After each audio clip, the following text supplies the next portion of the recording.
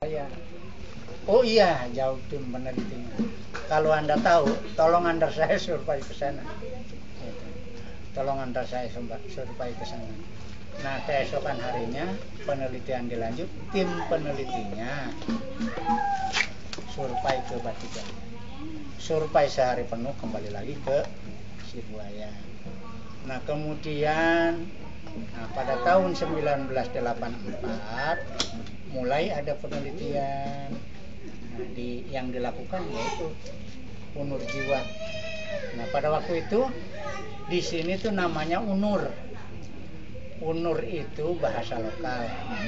Kalau Kalau orang sini bilang, mungkin kalau orang Jawa lemah duhur seperti itu.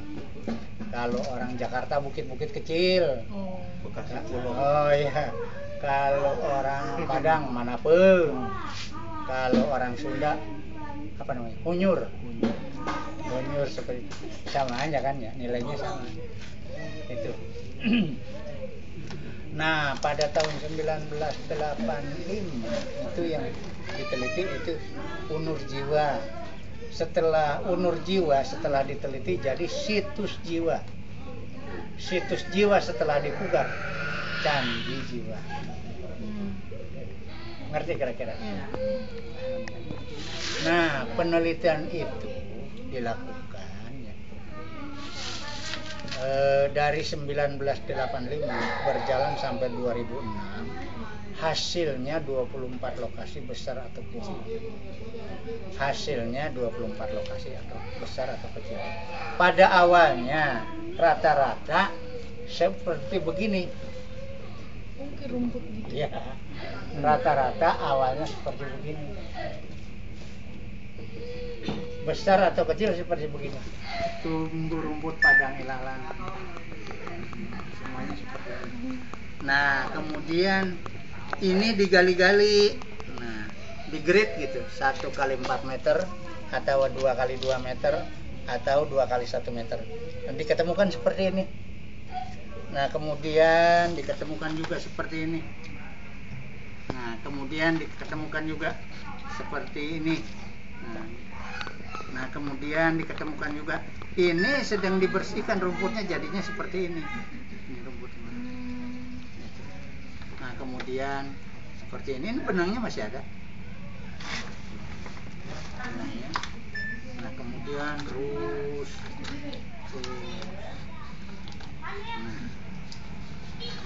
Diketemukan seperti ini. Ini bahannya dari stuko. Bahannya dari stuko. Seperti ini, bahannya dari stuko. Stuko itu kapur,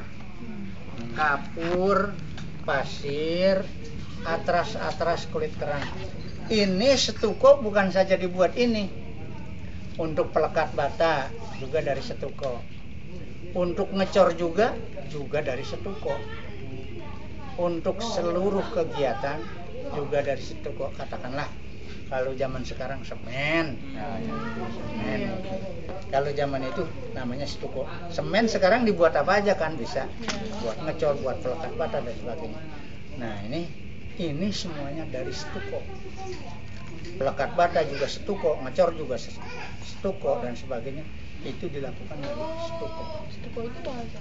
Gimana? Stuko itu bahasa. Stuko itu bahasa arkeologi. Bahasa arkeologi namanya stuko. Terus keseluruhan seperti itu. Nah, ini petanya. Areal amparan perjantian Batu Jaya tuh petanya seperti ini. Ini seluruhnya. Ada di luar sini ada. Di luar sini juga ada. Nah, itulah sepertinya. Penelitian akhirnya dibukukan seperti ini. Jadi kena jelaskan tentang penelitian seperti ini. Jadi penelitian itu digali di grade ya 2 kali 2 meter, 1 kali 4 meter, 1 kali 1 meter. Itu ditemukan apa saja. Kalau saja diketemukan bangunan ukuran berapa, motifnya gimana, bahan bakunya dari apa, kemudian dibersihkan, dipotret, digambar, dibukukan seperti ini. Itu. Penelitian seperti itu. Nah kemudian dari awal 1985 sampai 2006 hasilnya 24 lokasi besar atau kecil. Itu kesimpulannya. Dan termasuk juga disimpulkan hamparan percandian Batujaya seluas 5 kali 5 km. Wah. Jelas. 5 kali 5 km. 5 kali 5. Tinggal hitung aja dah. 5 kali 5 km. 5 kali 5 km hitung aja berapa luasnya. Nah kemudian kembali kepada pemugaran. Nah yang sudah dibukukan seperti ini akan hasil penelitian, dibawa ke forum rapat studi kelayakan, dibawa ke forum rapat di pemerintah pusat, buku yang sudah seperti ini. Maksudnya penelitian 1985 sampai 1995 tenggang waktu berapa? 10 tahun. Nah, tenggang waktu 10 tahun. Hasil penelitian yang sudah dibukukan seperti ini dibawa ke forum rapat studi kelayakan. Maksudnya benda-benda yang ada di pantai utara Jawa Barat, Kabupaten Karawang mau diapakan? Apa mau dibiarkan begitu aja? Apakah mau dilestarikan? Nah, kalau saja mau dilestarikan, pemerintah harus menyiapkan dana. Ternyata disiapkan dana, pemerintah dapat respon dari 1996. Nah, pemugaran itu dari 1996 diawali, berjalan sehingga sekarang hasilnya baru 4 lokasi. Di antaranya Candi Jiwa, Belandongan, Serut, Pendopo garis miring Sumur. Itu baru 4 lokasi. Itulah pemugaran diawali 1996 berjalan hingga sekarang, hasilnya baru 4 lokasi. Belum seperempatnya kan? Belum, kalau 6 terus ya seperempatnya. Nah, masih kita juga masih memerlukan baru 4, belum seperempat Dari 24. Iya, kalau 6, 4 kali 6 24 kan ya, seperempatnya 6 berarti. Itulah kira-kira pemugaran. Nah kemudian kembali kepada penelitian. Selama penelitian dari 1985 sampai 2006, apa saja yang diketemukan? Apa saja yang diketemukan? Nah seperti tadi ya, diketemukan benda-benda termasuk bangunannya, termasuk juga diketemukan. Nah seperti ini, tulisan huruf Palawa ditulis di tanah liat. Huruf Palawa bahasa Sanskerta, termasuk seperti ini. Ini kiri kanan. Kiri kanan. Ini pecah. Apalagi kalau barangkali kalau masih ada keutuhan, ini masih ada kali. Apakah ini aja sompel? Ini ketemukan seperti ini. Ini juga mendukung keberadaan wilayah. Termasuk ini juga. Ini logam emas. Ditulis 3 baris ayat suci Buddha. Ini juga 3 barisan ayat suci Buddha. Ditulis huruf Palawa bahasa Sanskerta. Termasuk ini juga ayat suci Buddha. Mendukung keberadaan lingkungan. Kok kenapa mendukung kepada lingkungan? Ini kan disimpulkan tadi latar belakang keagamaannya umat Buddha. Nah ini perkembangan umat Buddha terbesar di Jawa Barat di sini. Jadi disimpulkan oleh para ahli dalam seminar. Ini sudah 4 kali diseminarkan. Seminar pertama di Jogja 24 Maret 2010. Disimpulkan ini hamparan percandian Batujaya, awal sejarah di Jawa. Jadi Jawa gitu kan luas. Jadi awal sejarah di Jawa. Nah, kalau seminar kedua itu di Bandung. Saya nggak dapat undangan. Nah, kemudian diseminarkan di Bogor. Disimpulkan ini bukan saja kepunyaan Jawa Barat, Karawang, Indonesia. Ini termasuk warisan dunia. Jadi meluas kan ya, lebih luas lagi. Nah, termasuk juga ini diseminarkan di Karawang 24 April kemarin 2011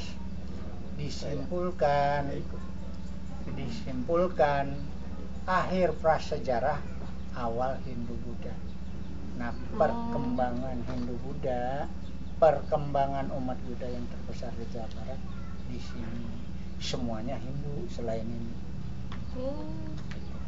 Selain ini semuanya Hindu, termasuk apa yang saya katakan tadi, termasuk di Cibuaya itu Hindu, di Bojongmenja itu juga Hindu, di Cangkuang juga Hindu.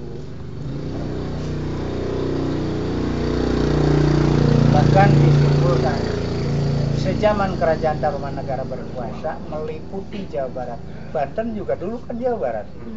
Banten, Pandeglang, Ciaruten, Jambu, Batu Tulis Bogor, Cangkuang, itu masih wilayah Kerajaan Tarumanegara.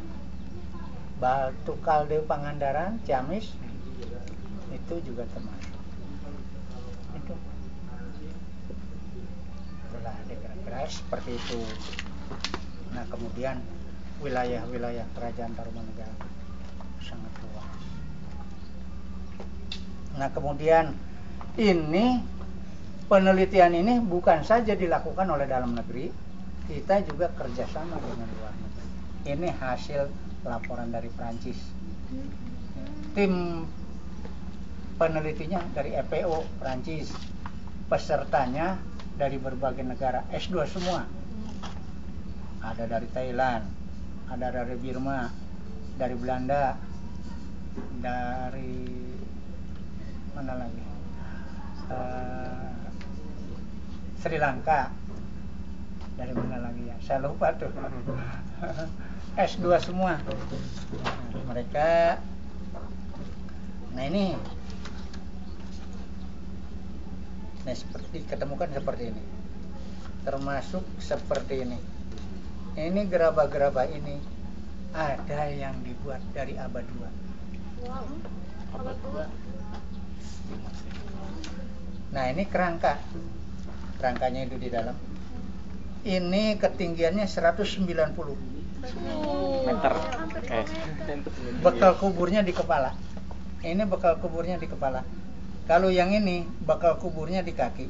Ya Allah. Ini bekal kuburnya di kaki. Ini di tangan ini pakai gelang emas. Di samping pinggulnya juga ada 3 senjata. Mereka juga megang senjata 1 dan di samping pinggulnya ada 3 senjata. Nah, posisi penggaliannya seperti ini. Tuh.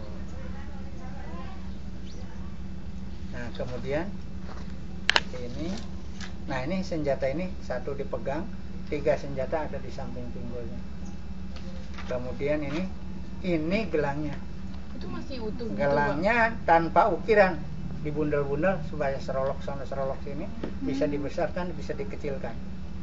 Ini 100%, 24 karat. Wah. Insya Allah, mas begitu.